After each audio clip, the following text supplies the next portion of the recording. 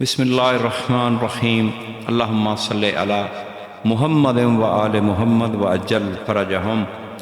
السلام علیکم ناظرین مقدم،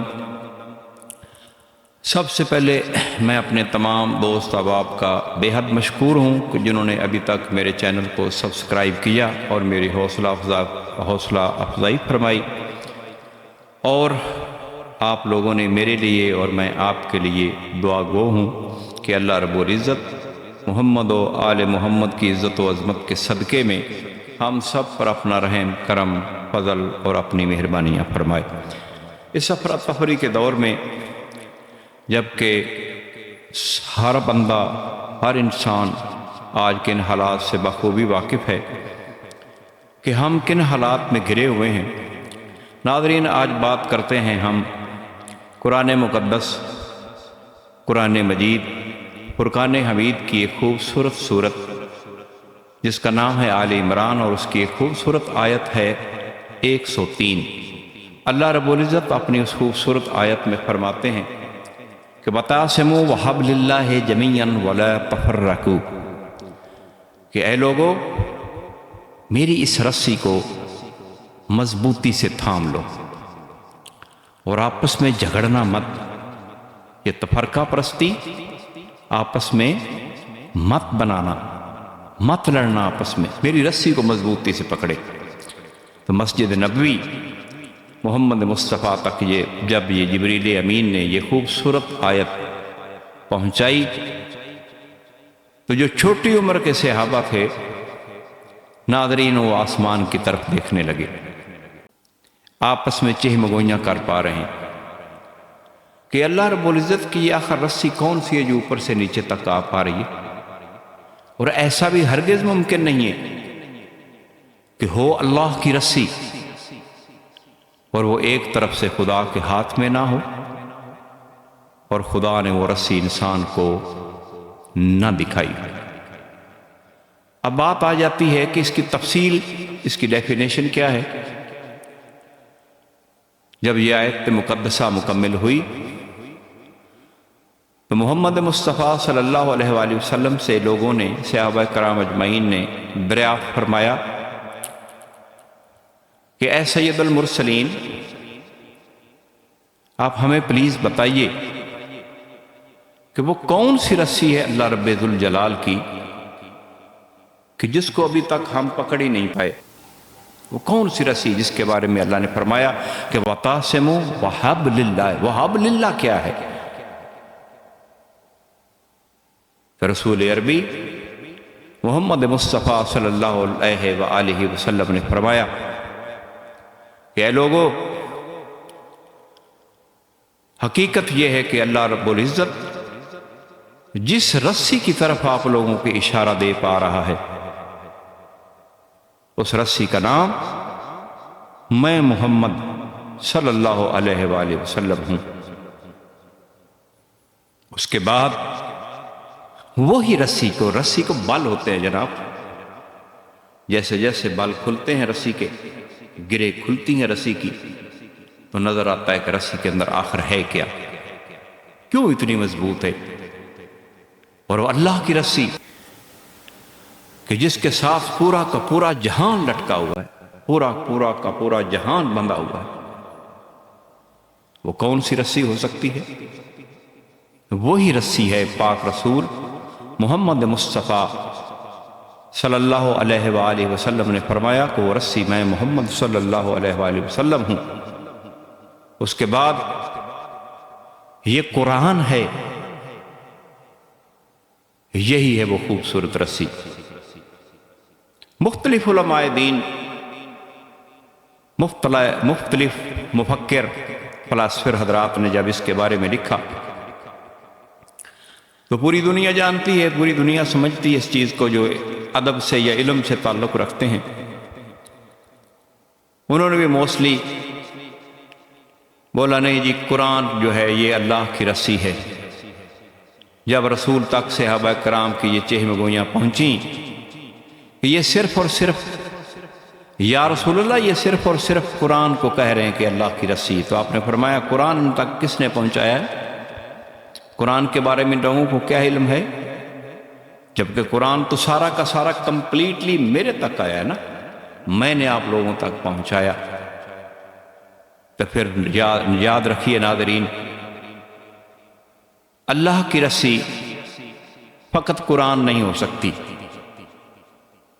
جس کے بارے میں ایک بڑی خوبصورت حدیث ہے، اور وہ حدیث اتھینٹک ہے جناب، جو بخاری، مسلم، ترمذی، بلکہ میں یوں کہتا چلوں کہ سیاہ ستہ کی جتنی کتابیں سب کے اندر وہ اتھینٹک ہے، سب لوگوں نے اس کے اوپر اس کو پڑھا ہے، اس کو دیکھا ہے اور اس کو سمجھنے کی کوشش کی ہے۔ وہ حدیث کیا ہے کہ انی تارکن فیکم الثقلین، رسول عربی نے فرمایا اے لوگو،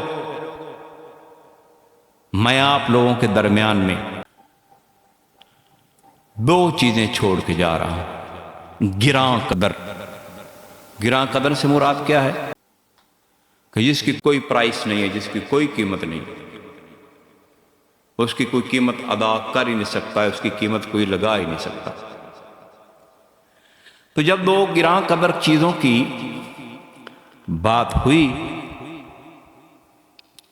تو کچھ علماء دین نے اس کے اوپر اتفاق کیا، کیونکہ رسول نے فرمایا کہ قرآن اہل بیت کے ساتھ ہے اور اہل بیت قرآن کے ساتھ ہے،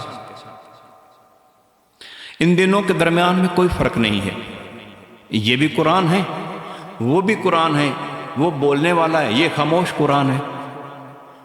جب خاموش قرآن کی مجھے سمجھ نہیں آئے گی تو آٹومیٹکلی میں جو بولنے والا قرآن ہے میں اس کی طرف اس کے رجوع کروں گا اور پوچھوں گا۔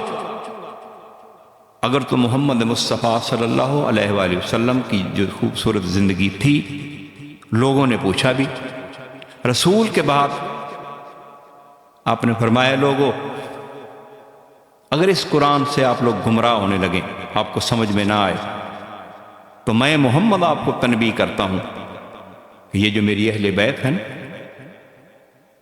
اس کی طرف رجوع کرنا، اس سے پوچھنا کہ قرآن کیا ہے۔ یہ قرآن کے ساتھ ہے اور قرآن ان کے ساتھ ہے، اور یاد رکھنا یہ کبھی بھی ایک دوسرے سے جدا نہیں ہوں گے یہاں تک قیامت بپا ہوگی، اور یہ دونوں کی دونوں چیزیں جنت الفردوس میں میرے پاس حوض کوثر پہ آئیں گی۔ اس کا مطلب ہے کہ حوض کوثر تک تو یہ ایک دوسرے سے جدا نہیں ہو سکتی۔ ہم کون ہیں ان کو جدا کرنے والے؟ اور یاد رکھیے ناظرین، محمد مصطفیٰ صلی اللہ تعالیٰ علیہ وآلہ وسلم کی زبان مقدس سے جو الفاظ نکلیں، اللہ رب العزت، میں تو بلکہ اپنے عقیدے کے مطابق میرے سے پوچھے تو میں یہ کہتا چلوں کہ ممکن ہے کہ اللہ اس کو لوح محفوظ پہ لکھتا جائے، اور لوح محفوظ کی ذمہ داری، اس کی جو خوبصورتی ہے، وہ اللہ شہنشاہ نے کچھ فرشتوں کو وہاں پہ مزین کیا ہوا ہے، لگایا ہوا ہے، ان کی ڈیوٹی لگی گئی کہ خبردار اس کتاب تک کوئی بندہ نہیں پہنچ سکتا، یہ میں اللہ کی کتاب ہے، یہ میرے اللہ کی ڈائری ہے، اس کو کوئی عام بندہ نہیں پڑھ سکتا نہ سن سکتا ہے۔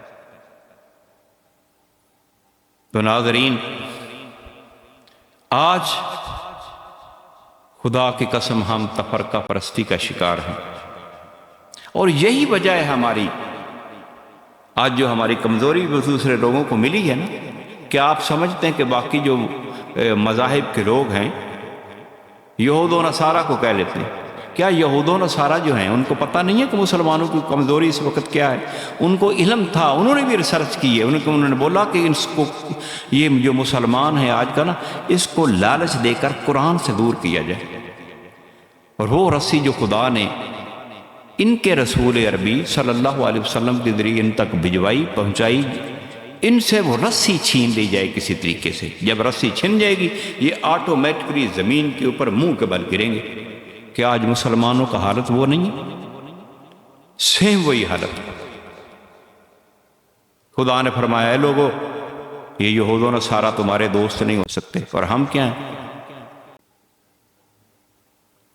میں کہتا ہوں پچھلے دنوں میں سن پا رہا تھا، ایک دوست تھا ہمارا، وہ کہہ رہا تھا کہ شیطان بزرگ امریکہ کو کہہ رہا ہے شیطان بزرگ، میں اس کی طرف دیکھ رہا تھا، میں دیکھ رہا تھا کہ کیا بات ہے کہ شیطان اور بزرگ کیا یہ دونوں کا کمبینیشن آپس میں بنتا ہے؟ اور بھائی بڑا بزرگ کہہ لے، اس کو بزرگ ضرور کہنا ہے۔ بزرگ تو ہماری لینگویج میں، ہمارے معاشرے میں لوگ کہتے ہیں اس ہستی کو جو مقدم ہو، جو خوبصورت ہو، جو مکرم ہو، جبکہ ابلیس تو مقدم نہیں ہے۔ ابلیس کو کیسے ہم ابلیس کو شیطان بزرگ کہہ سکتے ہیں؟ نہیں، خیر اس نے کہہ لیا، لیکن ناظرین ایسا نہیں ہے۔ حقیقت یہ ہے، حقیقت کیا ہے کہ وہ معزز تھے زمانے میں مسلمان ہو کر، اور ہم خار ہوئے تارک قرآن ہو کر۔ اللہ رب العزت کی رسی محمد و آل محمد سے منسوب ہے۔ آج محمد و آل محمد کو کوئی بندہ نام لے معاشرے میں یا سنے تو لوگ اس کی طرف ڈائریکٹ اشارہ کرتے ہیں کہ جی یہ فرقہ پرستی کی خوبصورت ایک زندہ مثال ہے، یہ فرقہ جعفریہ سے۔ اے لوگو، کیا محمد مصطفیٰ صلی اللہ تعالیٰ علیہ وآلہ وسلم نے اپنی زندگی میں جتنے بھی خطبات دیے، جتنی بھی سپیچ تقاریر کی ہیں، کیا ان کے اندر کسی جگہ پہ آپ نے فرمایا کہ جس نے محمد مصطفیٰ کا نام لیا، اس کی اولاد کا نام لیا، وہ ایک فرقہ پرست ہوں گے اور باقی نہیں نام لیں گے؟ تو اس کا مطلب کیا ہے؟ کیوں آپ لوگ اپنے آپ میں یہ اتنی بڑی درار ڈال پا رہے ہو؟ کیا محمد مصطفیٰ کی اولاد رسول سے جدا ہے؟ ہر جگہ پہ فرمایا آپ نے۔ حضرت علی سے شروع ہوا تو آپ نے فرمایا یا علی انت قسیم النار والجنہ، پاک بی بی خاتون جنت سیدات النساء العالمین تک جب بات پہنچی تو فرمایا اے لوگو الفاطمہ تو بضعت منی، یہ میری بیٹی میرے جگر کا حصہ ہے، میرے وجود کا ایک خوبصورت حصہ ہے۔ اس کی ایکسپلین میں نہیں ابھی کرنا چاہتا، بات لمبی ہو جائے گی۔ پھر حضرت حسن تک بات پہنچی تو آپ نے فرمایا اے لوگو الحسن منی وانا من الحسن، حسن مجھ سے ہے، میں حسن سے ہوں۔ تو بات چلتی چلتی جب حضرت حسین ابن علی تک پہنچی، سید الشہداء تک پہنچی، شہید کربلا تک پہنچی، تو آپ نے فرمایا لوگو الحسن والحسین سیدہ شباب اہل الجنہ، اور میں پھر آپ کو بتاتا چلوں، فرمایا کہ الحسین منی وانا من الحسین، یہ میرے دونوں بیٹے جنت کے نواب، جنت کے جوانوں کے سردار ہیں، دونوں جنت کے نواب ہیں، اور حسن اور حسین یہ دونوں مجھ سے ہیں اور میں ان سے ہوں، خبردار ان کا دامن مت چھوڑنا۔ ساری کی ساری زندگی آپ عبادت کرتے رہیں۔ پھر ایک رسول محمد مصطفیٰ صلی اللہ علیہ وسلم کی ایک حدیث مجھے یاد آئی، میں وہ بھی آپ لوگوں سے شیئر کرتا چلوں۔ لوگوں نے پوچھا یا رسول اللہ، جو لوگ آپ کی اولاد سے بغض رکھیں گے کیا وہ جنت میں جا سکتے ہیں؟ تو آپ نے بڑے خوبصورت لفظ ناظرین وہ تاریخ کے اندر آپ نے فرمایا کوئی شخص جو اہل ایمان ہو، مسلمان ہو، کلمہ گو ہو، اگر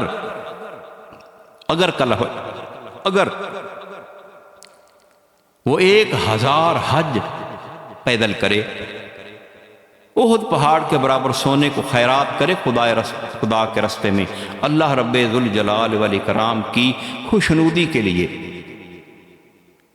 پھر فرمایا کہ صفا و مروہ کے درمیان صحیح کرتے ہوئے مظلومیت کی حالت میں مارا جائے، اتنے بڑے عہدے اس کے پاس موجود ہوں، اگر اس کے دل میں علی بادشاہ یا اہل بیت کے بارے میں ہلکی سی بھی، لائٹ سی بھی ایک رنجش ہوئی، بغض ہوا، تو خدا ان کی ساری باتیں ان کے منہ پہ دے مارے گا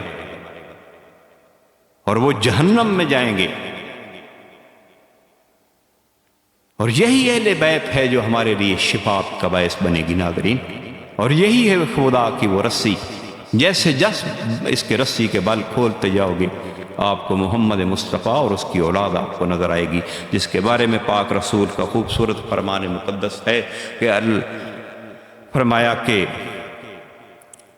الحسین منی وانا من الحسین، پھر فرمایا اے لوگو اولنا محمد و اوسطنا محمد و کلنا محمد، میری ساری اولاد ایسی ہے جیسے میں محمد کھڑا ہوں۔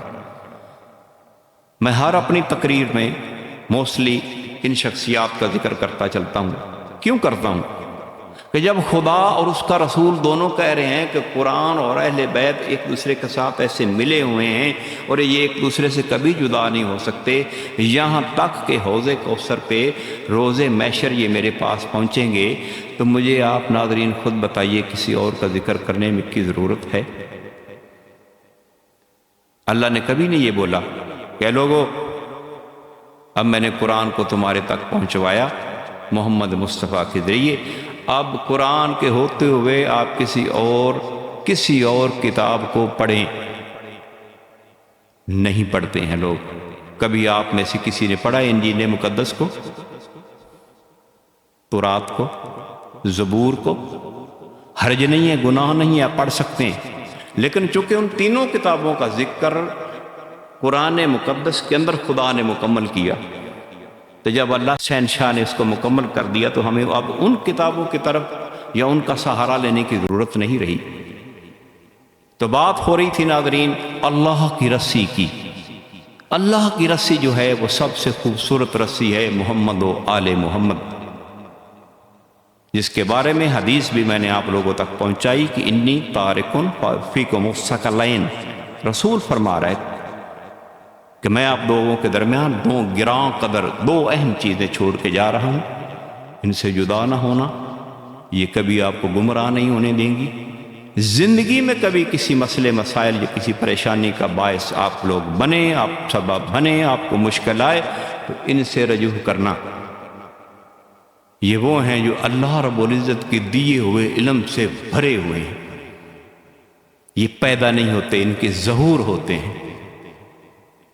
یہ عام شخصیات نہیں ہیں، ان کے جنازے نہیں ہوتے ناظرین۔ لوگ تو کہتے ہیں نا کہ رسول کا جنازہ، حضرت علی کا جنازہ، پاک بی بی کا جنازہ، مولا حسن کا جنازہ، کیا یہ جنازے ہیں؟ اور بھائی جنازے ان لوگوں کے ہوتے ہیں جو قرآن سے دور ہوں۔ قرآن سے دور سے مراد میں یہ بھی کلیئر کرتا چلوں، اور یاد رکھیے جو نماز جنازہ ہے نا، یہ فرض کفایہ ہے، اور کفایہ دعا ہے۔ آل محمد کے لیے قضا نہیں ہے، دعا نہیں ہے، ان کے لیے درود ہے ناظرین، جن کے بارے میں خدا خود فرما رہا ہے کہ ان اللہ و ملائکتہ یصلون علی النبی یا ایھا الذین آمنوا صلوا علیہ وسلموا تسلیما۔ خدا نے خود فرمایا کہ میں اور میرے سارے ملائک، میرے سارے فرشتے محمد اور اس کی اولاد کے اوپر درود بھیجتے ہیں، لہذا اے ایمان والو آپ بھی درود بھیجو۔ تو کیا ان لوگوں کے پھر جنازے ہوں گے؟ آج تفرقہ پرستی کے عالم میں لوگ اس کا جنازہ، اس کا جنازہ۔ خدا کے بندو، یہ اللہ رب العزت کی خوبصورت حجت ہیں، کیوں اپنے آپ کو گناہ گار کر پا رہے ہو؟ کیوں بھٹک رہے ہو؟ کیوں تفرقہ پرستی کا شکار ہو؟ ہم فخر محسوس کرتے ہیں کہ ہم اس فرقے سے، ہم اس فرقے، کبھی ہم نے بولا کہ ہم لوگوں کو بتائیں لوگوں خبردار ہم مسلمان ہیں۔ تو میری دعا ہے ناظرین، اللہ شہنشاہ، اللہ بادشاہ، اللہ ذوالجلال والاکرام، جو غیب السماوات والارض ہے، جو یحیی و یمیت ہے، جو حی یا قیوم ہے، جو ذوالجلال والاکرام ہے، ہم سب کو اللہ رب العزت کی اس خوبصورت آیت آل عمران کی سورہ آیت نمبر 103 کہ وَتَعْصِمُوا وَحَبْلِ اللَّهِ جَمِيعًا وَلَا تَفَرَّقُوا، اس کو صحیح معنوں میں سمجھنے، اس پر عمل پیرا ہونے کی ہمیں توفیق نصیب فرمائے۔ آپ میری اس ویڈیو کو آخر تک ضرور دیکھیے گا۔ میری دعا ہے کہ بادشاہ اللہ اس خوبصورت ذکر کے صدقے میں ہم سب پر اپنا رحم، اپنا کرم اور فضل فرمائے، اور میرے خوبصورت اس دیش، اس وطن کی حفاظت فرمائے۔